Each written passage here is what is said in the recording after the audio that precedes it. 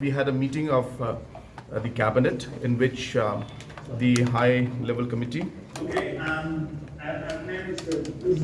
So we had a meeting of the high-level committee, and a presentation was given by the committee to us on the recommendations that they had for the super colony issue.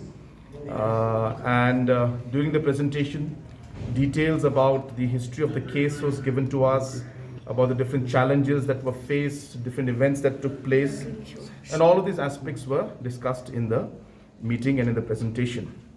To conclude and to make it short, there were three recommendations that mainly came in. First recommendation was regarding the ownership of the land. As you're aware that there has been always a confusion from all sides as to who owns the land and who has the documentation paper or the rights over the land.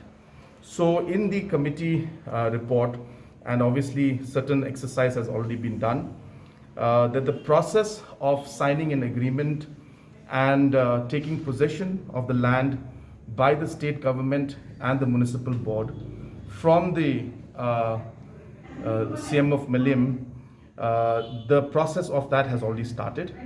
Agreement has been signed, and the final procedure to actually take over and the possession of the entire land is in process, and it should be completed within a week's time.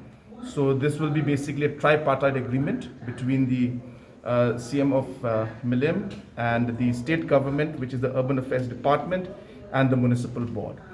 So this is the first recommendation, and the processes for that have started. We are hopeful that the entire process to take over the possession of the land will be completed by next week.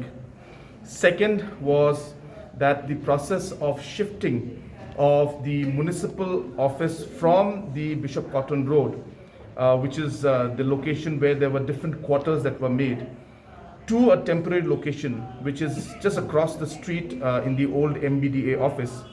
That process also, the recommendation has been given that the municipal office should be shifted out from those quarters that were created in Bishop Cotton Road. And the next suggestion was that to facilitate the movement of the permanent municipal employees who are staying in the sweeper colony right now to those quarters that have been made where the municipal board is. So first, the municipal board office will shift to the MBDA office, and once the shifting is done, the municipal employees, the permanent employees, will then shift from the sweeper colony into these quarters in Bishop Cotton Road. Third was that the other employees of other departments, close to about 57 families are there. Out of them, close to 50%, I don't have the exact number with me right now because the process is on, but close to 50% have already moved out from sweeper colony and gone to different locations. And we are also, the committee has recommended that we will further request the others also to shift from sweeper colony and go to the designated locations which the department, their parent departments, will give. Third was also that the committee has recommended that the Urban Affairs Department work out a possible and a new location for relocation of the other people who are present out there. And for this purpose, the Urban Affairs Department has been asked to work out the mechanism, come up with a proposal, and present it to the cabinet.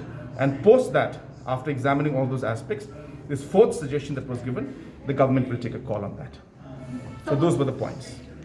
Is that this Urban Affairs Department, which is now going to be the technically the owner of the land, along with municipal board, as the agreement has been signed and the final taking over of the and possession of the land will take place, has recommended that the Urban Affairs Department will find locations for relocation of the individuals who are there, who are not part of the employees of different departments, including municipal board, and then suggest to the government on how to move forward in that. The process of eviction also, and all these processes have to be followed.